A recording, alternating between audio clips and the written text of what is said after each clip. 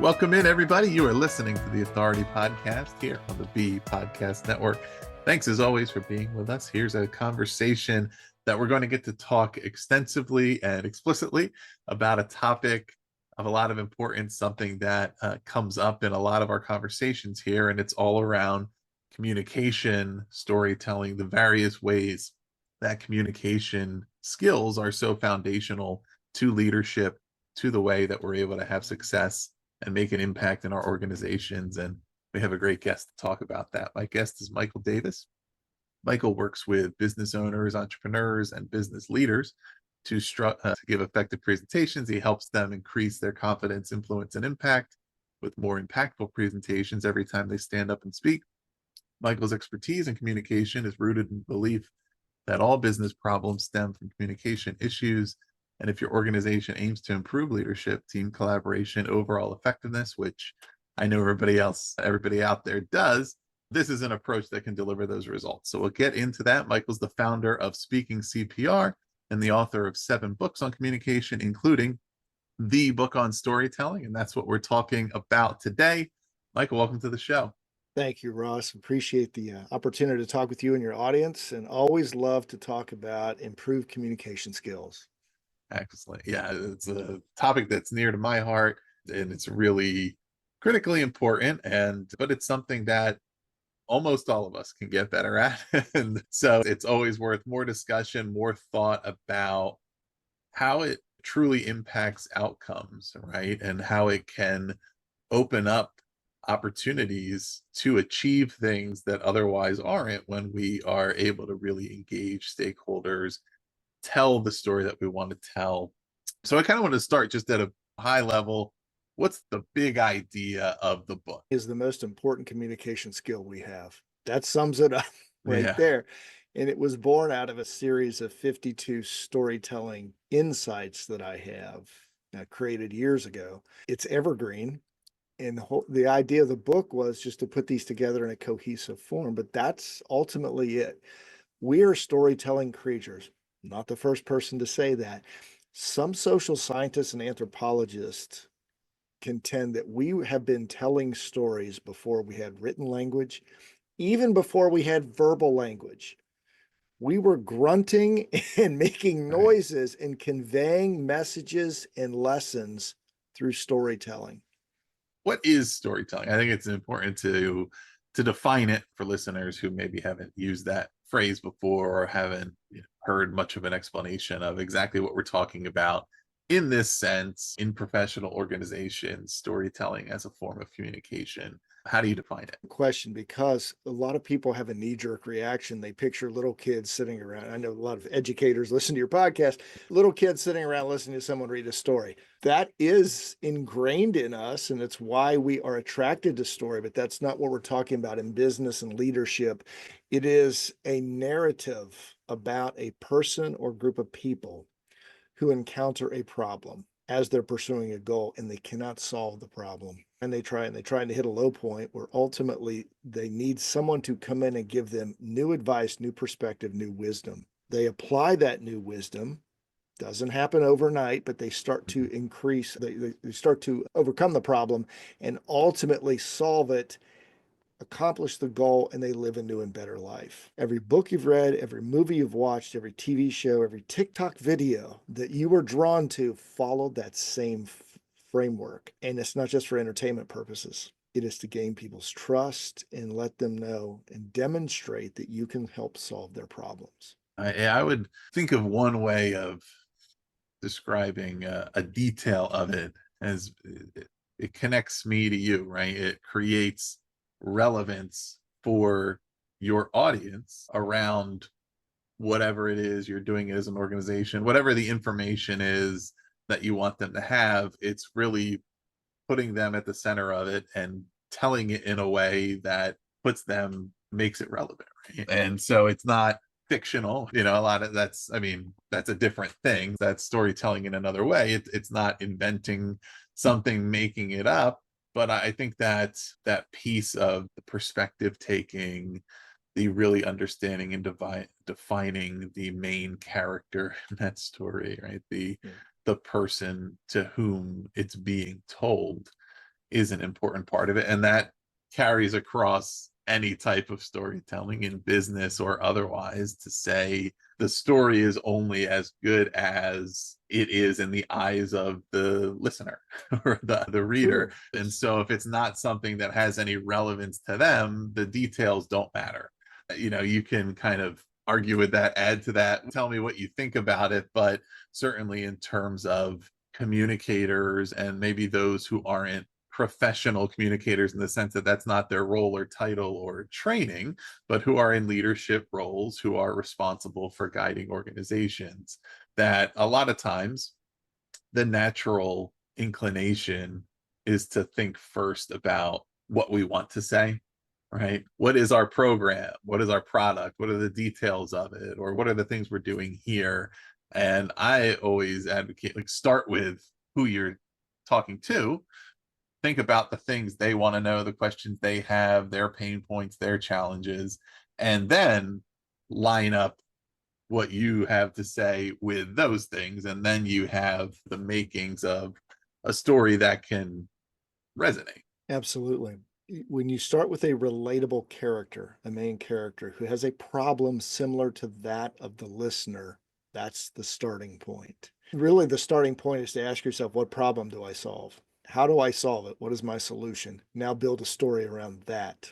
That simple framework, problem solution. Tell the story of someone who had that similar problem, couldn't solve it on their own, and now you have a solution. Where some storytellers get lost in the weeds is they start to describe the solution. It's not what the listener wants early on.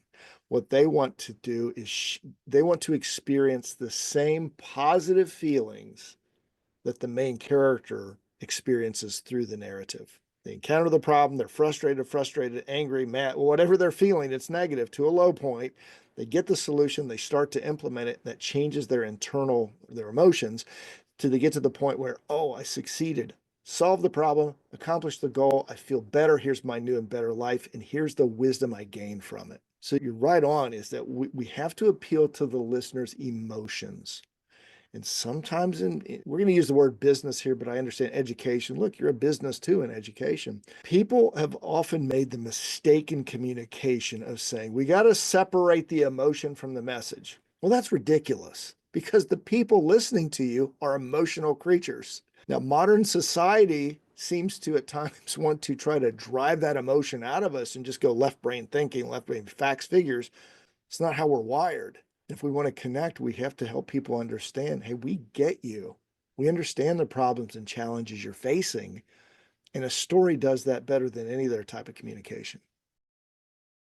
Yeah, and I think going about it that way, another thing that it helps with it, it relates to there when I've done media training in the past, right? One of the tips that I always give is say what you want to say and then stop, right? If you find yourself saying coincidentally or oh by the way, like that's a sign that you're going off topic and Yes. you're adding a bunch of other stuff in there. And so in that case, if you're speaking to a reporter, right, you're increasing the chance that the thing you get quoted on is not the thing you actually wanted to get across. And same thing here. If you start with thinking about, okay, what are all the things we want to say, instead of what are the things this person wants to know or that would influence them or be, you might tell them about 10 things and there's only one or two that matter to them. Right. So your main point is obscured amidst all that other stuff. They lose interest because they're like, okay, I don't know what all this is about. And ultimately the likelihood of that person taking away the message that influences them or that has them feeling like, okay, I have a better awareness or understanding of what this is about, is much lower, because it's buried under all this stuff that you thought was important to you. But that's not the point, right? The point is not so that we can just talk about what we want to talk. The point is that we're trying in some way, whatever that is, to move that listener toward the next step in their process, whether there's an Absolutely. explicit call to action or just awareness building or building emotional connections, right? All of those things. Yeah, and it's a big problem. I think most people go into their communication not knowing why they're having this communication. It's a checklist item. I got to talk to my team leaders and get them in here. And I tell them what I want them to do and then be on with my next task. That's not communication. Understand why you're going in, what's the outcome you want, not just from your standpoint, but from the other person or people. You're going to have a much more effective communication, and you're going to save yourself time in the long run, because the way I see most leaders today is they bark out orders, they throw it out, they don't get acknowledgement that people understand the point that was trying to be made, which leads to miscommunication, which is costly from a time, energy, and money standpoint. If we could just gain clarity up front, we'd save so much frustration down the road.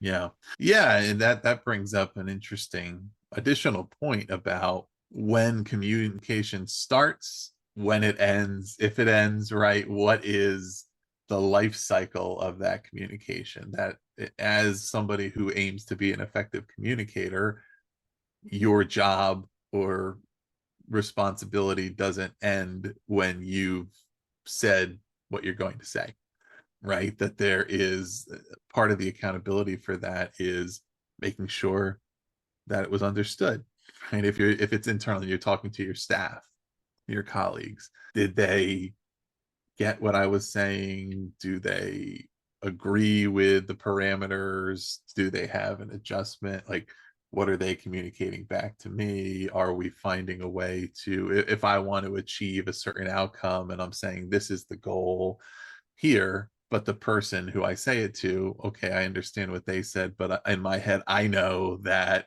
we need to focus on this and this to make that thing happen, right? But I don't have an opportunity to share that. That wasn't really a super effective communication.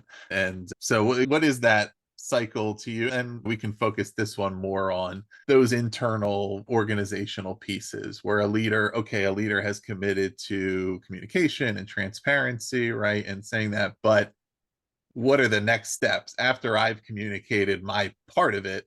What do I need to focus on next to make sure that it was successful and moves us forward? Well, I'll offer you a quote in a bigger, broader view of the situation you just laid out. The quote is this: one of the most important lessons I learned early in my professional speaking career. My coach is highly respected, legendary speaker in the professional speaking world. She's this 5 foot tall little British woman.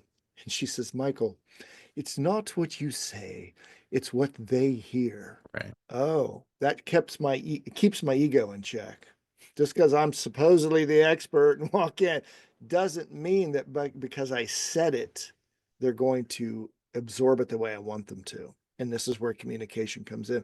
Our communications does not start when we walk into the room or when we turn on the camera.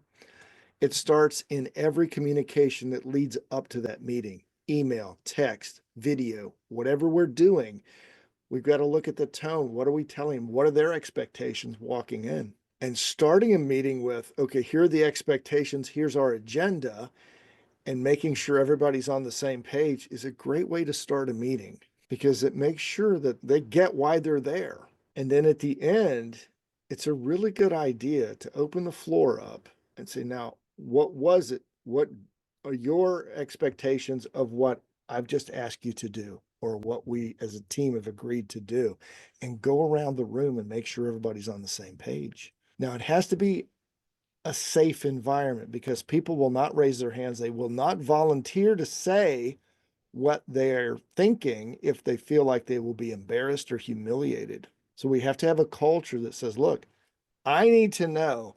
It's called falling on your sword. I need to know if what I just said was clear, because sometimes maybe I'm not clear. I want to make sure that you understood it the way I intended. So we don't point the finger at them, because I've seen leaders do this. And essentially what they're saying is, well, I just want to make sure you're not stupid and you heard it the wrong way. Not a good approach. Right. Right. Take it on yourself to say, look, sometimes I may not be clear. Let's make sure we're on the same page so we don't waste anybody's time and we get the results we expect. Yeah. Is there anything else? So we reference sort of the fictional storytelling or storytelling.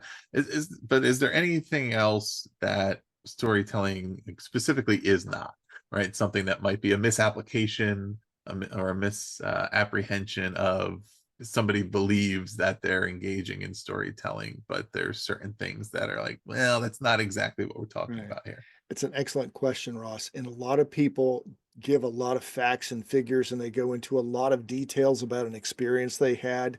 And that is not good storytelling. The audience does not want to know every detail of your experience. What they want to know is in the story, what was the situation with a relatable character? Get to the problem as soon as possible. What Yeah. was the situation this person faced? Why couldn't they overcome it on their own? Because when you go into that part of the narrative, you're telling the listener, in essence, I get you because I've experienced this either myself or with someone else on our team. And by taking them through that journey of the low point and getting the solution and figuring it out and solving the problem and having success, you're letting them know, I understand you. I have a solution to your problem and I can tailor it specifically to you without saying those words. That's the power or the potential power that the story has. It's not a bunch of facts and figures. It's not always about feeling good. That's a big challenge. I see a lot of leaders, especially, they're afraid to talk about problems or challenges they've had because they believe, falsely believe, that their team is going to see them as weak. That's not true. You do that and you show them that you're human, you're just like them, and that you have walked this road before. You have the solution that can help them too. Those are great points. And yeah, and I think a lot of people, if they're engaging in this idea, they may think of it as communication that's more creative in a sense. And I think that can be the case, right? One example that I'm sure everybody has examples of this in their mind where you might be able to identify, okay, which of these would be effective storytelling would be things like television commercials that we've seen. I think all of us probably have certain commercials that we've seen that were really interesting and creative, but I asked you what was the product. Oh, I don't remember, right? Yeah. That probably wasn't effective storytelling, right? You No, it enjoyed wasn't. watching it, but you don't remember what it was about. There might be others that very clearly it's about something, and you can say, oh, yeah, that was for this, but it didn't necessarily interest you in, well, that might not be effective either. And then there's another one where it's like, okay, that was engaging. I liked it. I enjoyed it. And I'm now really interested in what it was advertising. All right, that's kind of where you want to be.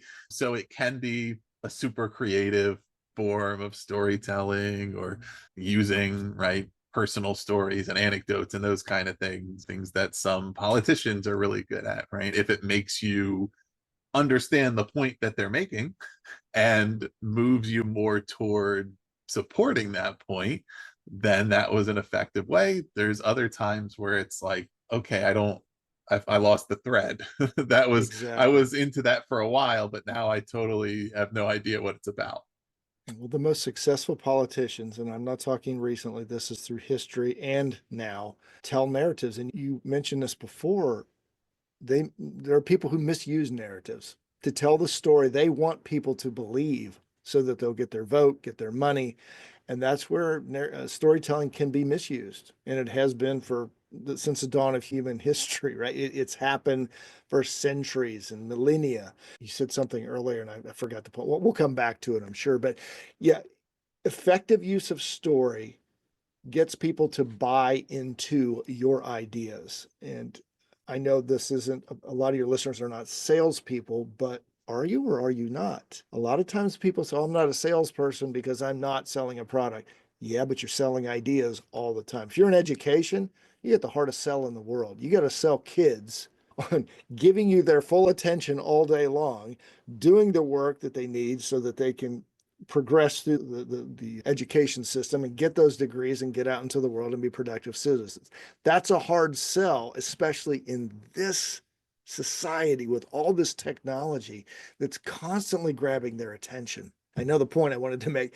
The false narrative that we often see comes through social media with people who get a million likes or they're influencers and we buy into this belief that you have to do it. That's a story just because people will tell you. We see this all the time, Ross, on our YouTube feeds and Instagram and all these ads. Hey, you can make $1 million in the next 45 days. That's false narrative. That's Yeah. misleading and it's manipulative. What we're talking about is connecting with people on a human level to show them that they are understood, they are heard, and that this is how we build trust. It's going to start at this grassroots level. People telling stories, but also listening to one another's stories. That's how we're going to begin to rebuild trust in this society, which is really lacking right now. Yeah, absolutely. And I want to get into some of those details before we kind of get into a handful of the ways that storytelling specifically helps leaders. I'm wondering at a higher level, what do leaders lose when they don't develop their storytelling skills? When they ignore it, don't think about it, or just say that's not my style, that's not what I do. In any case, when a leader doesn't have this skill set or doesn't use it effectively, what's the opportunity cost there? The opportunity cost is the bottom line because they lose impact and influence. When I go to meetings and I see CEOs open up a presentation with a bunch of stats, facts, and figures or PowerPoints, and I see everyone in the audience pulling out their phones and they're not going to social media to make a post that says, "This is a great speech," Mhm. they're losing impact and influence. Well, what's the domino effect of that?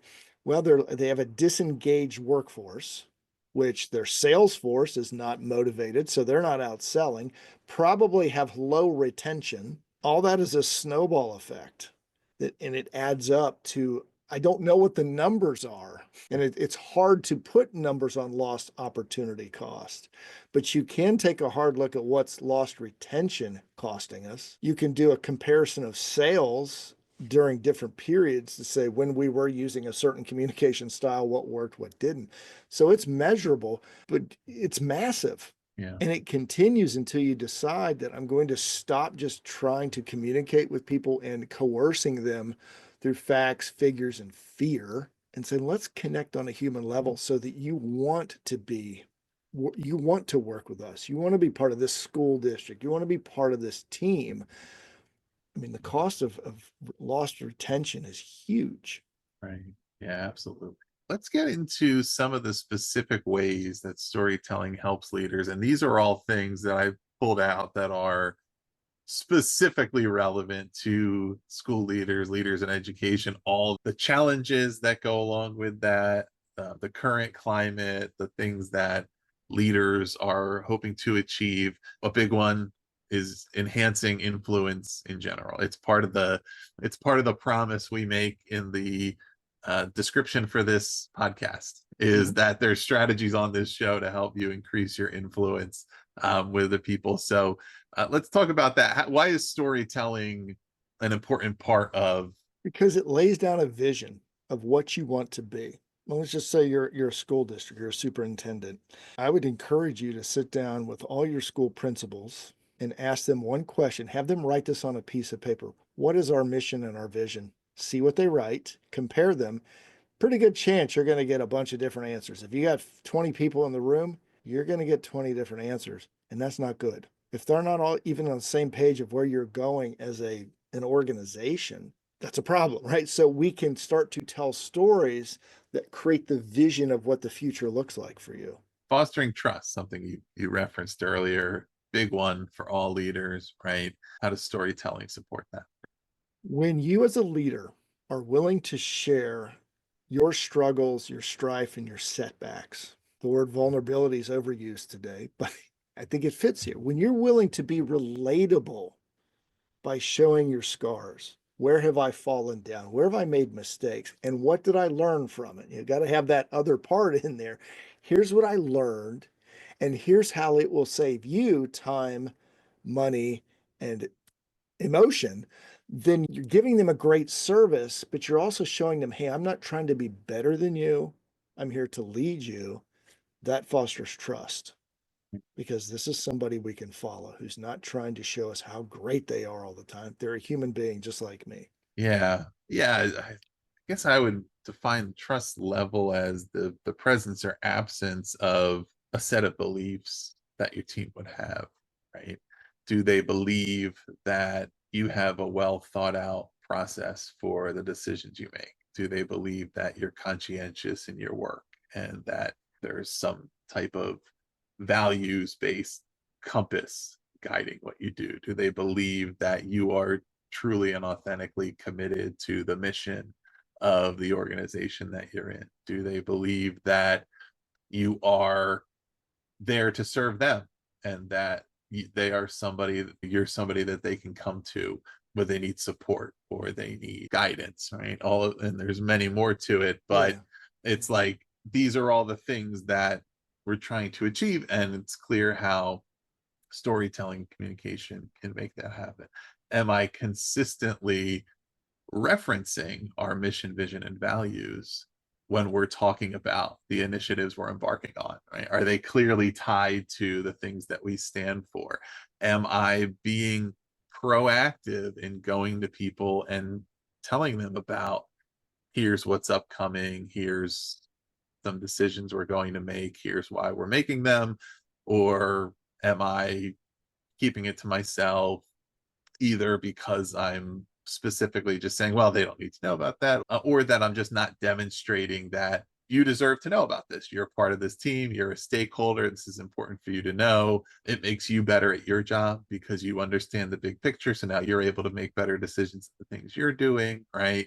And am I making sure there are fewer gaps in the collective understanding where everybody's individual perceptions or narratives can take root and say, they must be hiding something from us over here because I haven't heard anything about it. And clearly something's going on. Or when I asked about this, I was kind of brushed aside, or and those are all important parts of that trust building. It's definitely part of why I always say, like, be proactive, try to limit the number of things that you categorize as privileged information, right? There's certain things that have very specific reasons why they are only discussed among a small group of people in an organization. And there's a lot of other things that there's no reason for that to be the Hmm. case.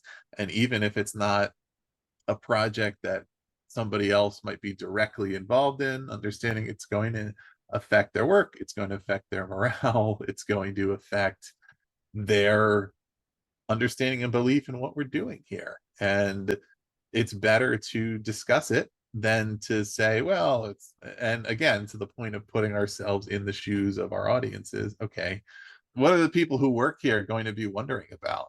Or what are they going to want to know? Or if they don't know about this and they find out about it later, what questions or anxieties are they going to have when they feel like, wait a second, I don't really know what's happening here? True. You said a lot of wise words there. One word that jumped out at me, you said demonstrate. When you have a company mission or vision, which is really a story, it's just a story of the future of where we want to go. They're watching to see if you, as a leader, demonstrating the values that support that mission and vision. And you talked a lot while you were mentioning, are we hiding information? Are we on a need to know basis? The thought transparency equals trust popped into my mind. The more transparent you are, the more you're going to have people's trust. They'll see that we're in this common vision. Are you demonstrating it? Are you setting an example for us? Or are you saying one thing and living a different way? People are watching us all the time. I mean, we think we're smarter than our team. We think we're smarter than our kids. If you're listening to this and have parents, they're watching us all the time and they call us on it. Our work teams don't necessarily call us on it like our kids do. They just shut down, they disengage, and they leave.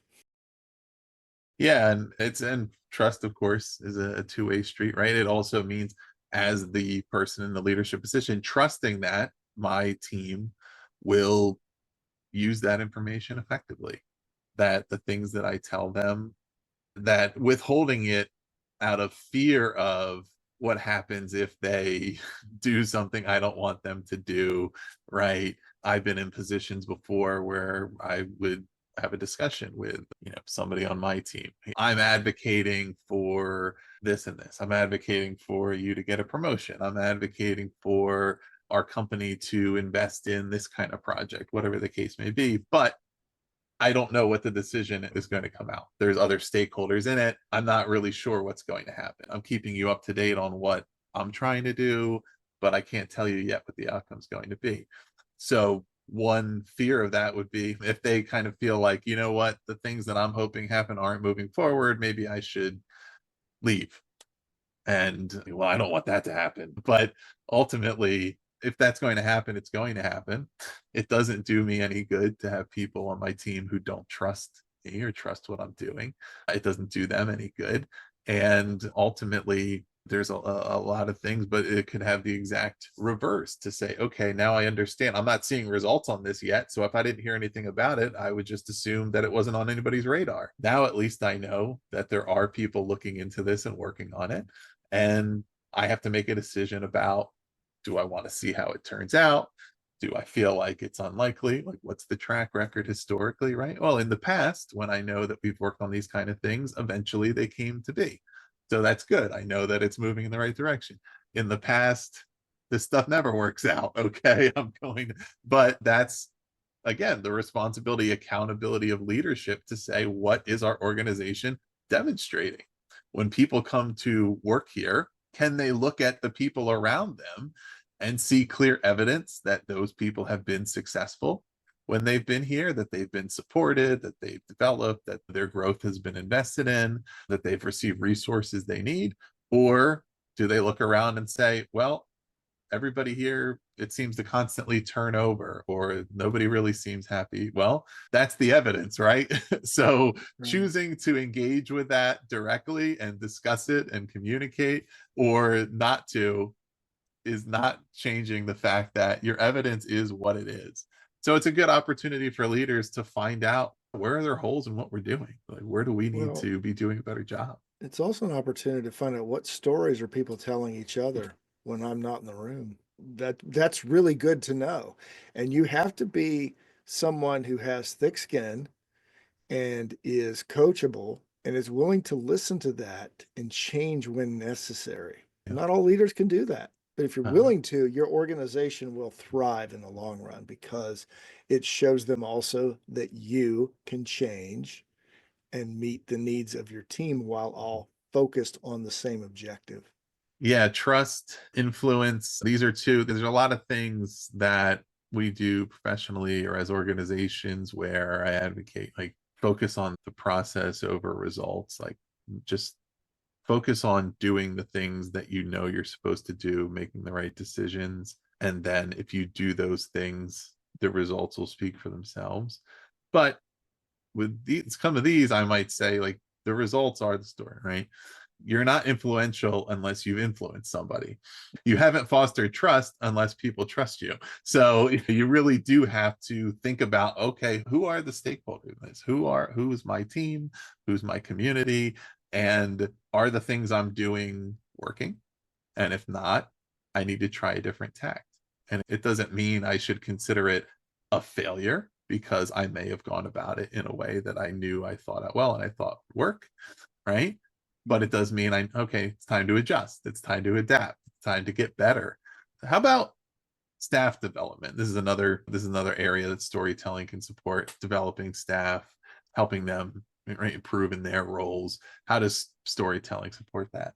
Well, tell the narratives of people who've come before them, what's worked, what are some procedures that have worked very well, all with the vision in mind, and what are some challenges they've had. And sometimes what seems like a simple solution to somebody on a staff level, maybe they don't understand the bigger picture of why we have some procedures in place. When they understand the bigger picture, they might not be as likely to get upset about a procedure that on the surface makes no sense to them. Why are we doing this? Yeah. Don't these people above know? Well, those are the kind of stories you don't want people telling each other because that just fosters disenchantment. So helping them understand the big picture, the direction, the vision, the mission, and why sometimes we ask you to do things that may not make sense to you. You don't have the luxury of the big picture that we do. That can go a long way toward getting rid of a lot of dissension. Yeah, absolutely. Stakeholder engagement is another one that I wanted to discuss here, and particularly keeping in mind our education leaders, right? Parents, community members, school boards, in addition to the people who are working directly as part of our staff and faculty. Thinking about who are all of these stakeholder and influencer groups that are relevant to the work we do here, and how do we want to engage them, influence them, have them understand and hopefully buy into and play a role in the work we're doing here. Can you talk about storytelling in that context and how to approach it, think about it, and go about it? Well, it strikes me. My dad was in education as a teacher for a long time, Ross, and I don't envy all the different people you have to satisfy: the taxpayers, the staff, the administrators, the teachers, the students, and probably most challenging are those parents. Let's face it, they have one and one interest more than any other, and that's my child. Well, it's important that we get them to buy into the vision of the school as a whole while balancing that with, well, what's best for my child? Well, we sell the idea that this is the mission vision. This is where we're going. This is how we're going to help all of our students improve. And oh, by the way, this is how your child, specifically in line with that mission, is going to succeed in this school so they have the best possible chance. And look, let's face it, a lot of times it's about getting them to the best colleges, Mhm. but making sure there's alignment, always asking yourself that question: is what we're doing in alignment with where we are as a district, as an organization? This works. I've seen people in the business world who do this, Ross. They'll put their mission statement, and this is not just one of those they stick on the wall and everybody looks at and doesn't believe it. They get buy-in to the mission and vision. And once they have that, they put it on a card and they all keep it in their wallets, purse, on their phone. And when a problem or a question comes up, they pull out that card and that statement and say, does this support our mission and vision? It is a great problem solver. And what's the story behind the mission and vision? And if it doesn't support it, it pretty much solves the problem right there. But by getting buy-in from all the stakeholders, that's the biggest challenge. Right. Yeah, I certainly believe that for a conscientious leader, that communication to stakeholders is an obligation. But the thing is to view it as an opportunity, not an obligation, right? Yes, true. To focus on what are the things we'll be able to achieve if we get our stakeholders on board here that we otherwise probably wouldn't. And let's look at that aspirationally and really think about, okay, we're excited about what we're doing. We decided to do this because we think it's good. So if we help people understand that, they're going to think the same thing and they're going to want to get involved. They're going to want to play a part in that, and we can achieve a lot more. Certainly, there's also a harm reduction piece of that where you take a lot of the bite out of criticisms if you've been forthright and transparent about what you're doing. Mhm. Somebody might be out there that says, I don't agree with this. I don't think this is the right move, but they can't say that you don't believe in it, right? No. They can't say you're hiding it. Clearly, you must think that there's something wrong with this because you were trying to hide it. You weren't telling anybody about it, or now that I found out about it through some other means other than you telling me, now I have my own story in my head about what I think this is all about.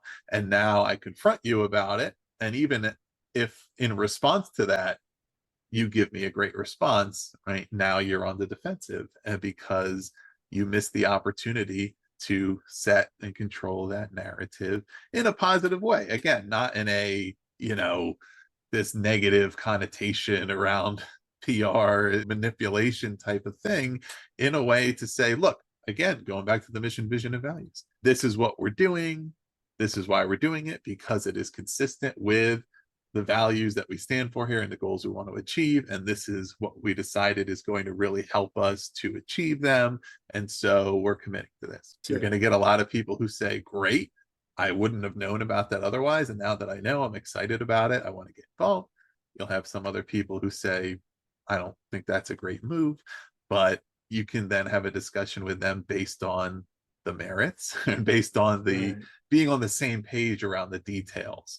And there's so many of those things. Like, I think there's a lot of things that, as sometimes hard to comprehend as some of the conflicts are, I think a lot of the time it traces back to, you have two parties who are arguing about something, but they each have their own set of facts and details because the communication wasn't there in the first place. Yeah. So, That's when people become entrenched and they don't listen. right. And now, no matter what you say, is not going to have the same weight. It's not going to engender the same trust or seem as authentic because the opportunity to do that was upfront. And so I think there are a lot of headaches that could be eliminated by doing this better, and that's another outcome, right? Again, I think the goal is to think about it as how does this raise the ceiling of what we can achieve here? Because it increases the number of people we can have involved, the amount of understanding they have of what it is, so that the contributions they're making are consistent with that goal, and the enthusiasm and all of those things, right? If we do this right, but also we can, limit who's actively working against it, because at the very least there's a common understanding of we're doing this because we have belief in it. And That's true, Russ. And here's what it also does. When you're clear up front, and by the way, a vision, a mission, a clear story should not be convoluted.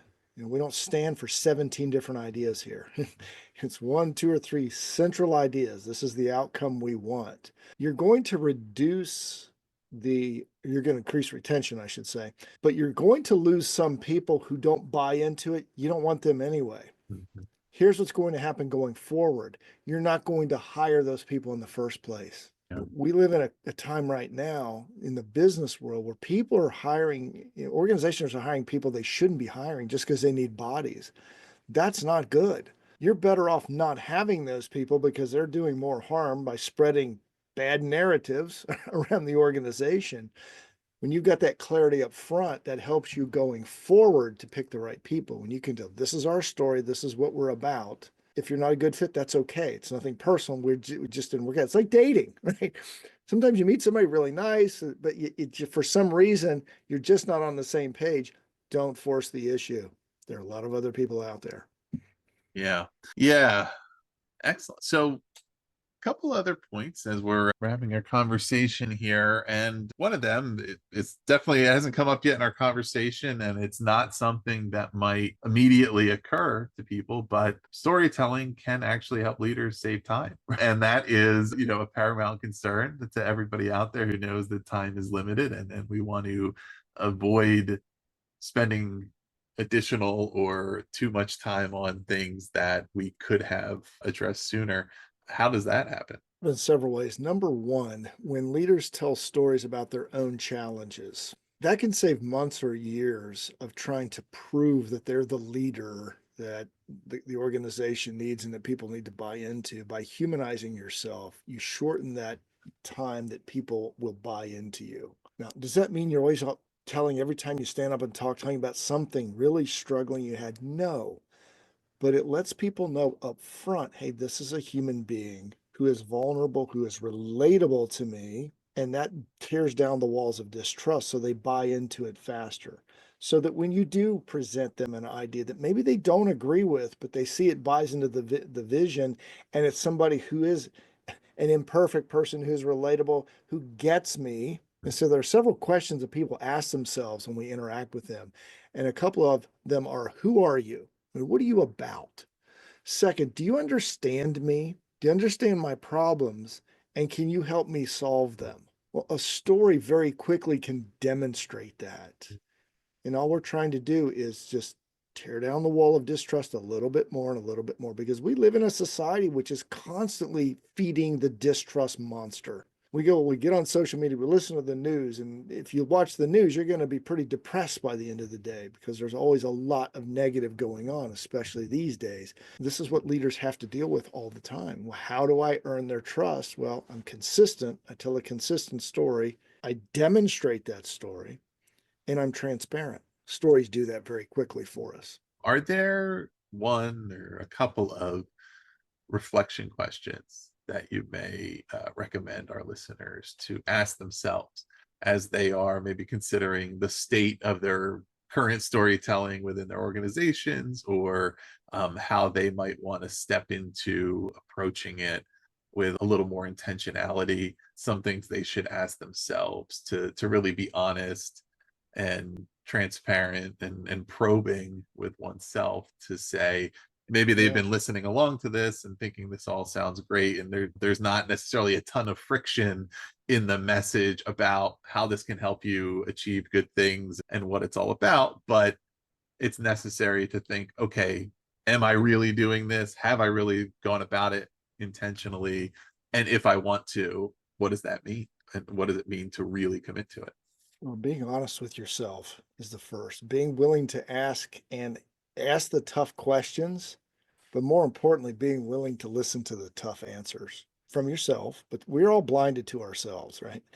Being willing to go to our teams and ask them for honest feedback and making a safe space so they're not just saying it to we don't want them feeling like yes men or yes women, right? We want them to see really what's going on here. Do you understand our vision? What is our vision in your mind? Am I demonstrating that? If Mhm. not, how so? And how can I improve? You get buy in from people so fast because it's so rare today. I mean, think about every so often, Ross, we'll see in the news a story of a company who makes a major mistake and they come out and say, we screwed up. Doesn't happen often. In fact, the opposite of that is the Boeing company. Once the standard of airline manufacturers in the world. As far as I'm concerned, they're a disaster. They keep covering up these mistakes they've made. People have died because of their mistakes. They're still making mistakes. There was a recall. We're recording this in October of 2024. A couple of weeks ago, there was a serious warning that came out about some of their planes. They're still covering it up. The story that they've told us is a lie.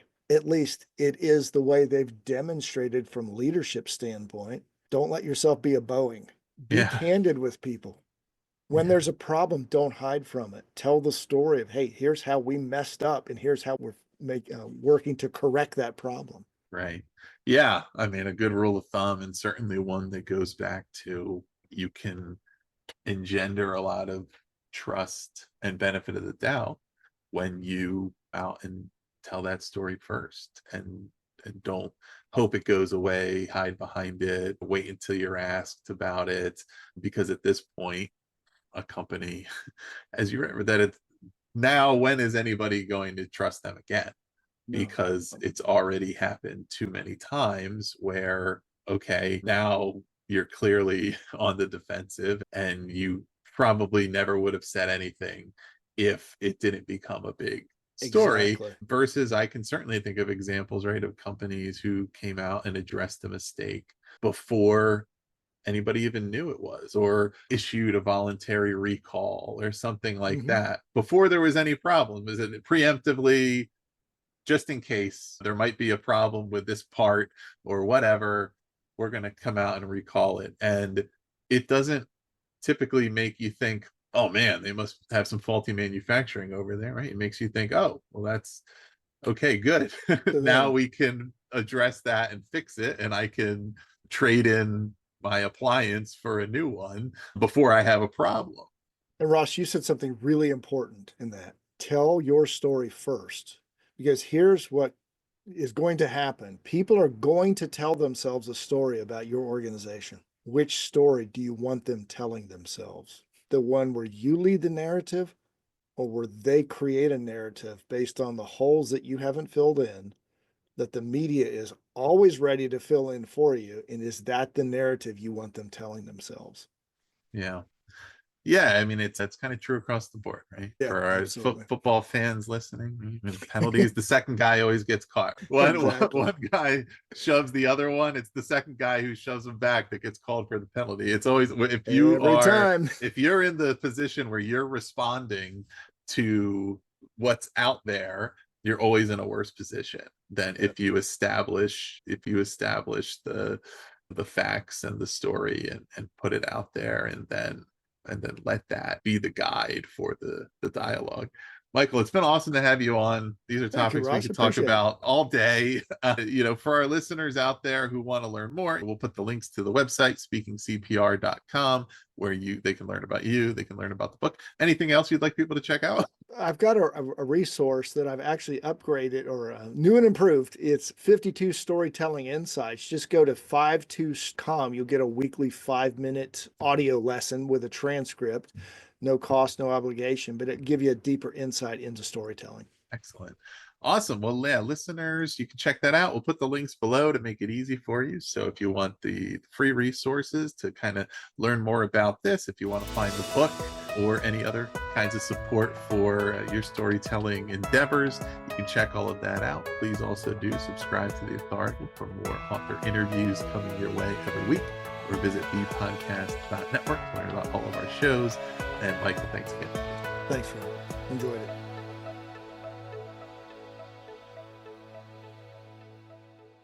This episode was edited by Gage Sanderson.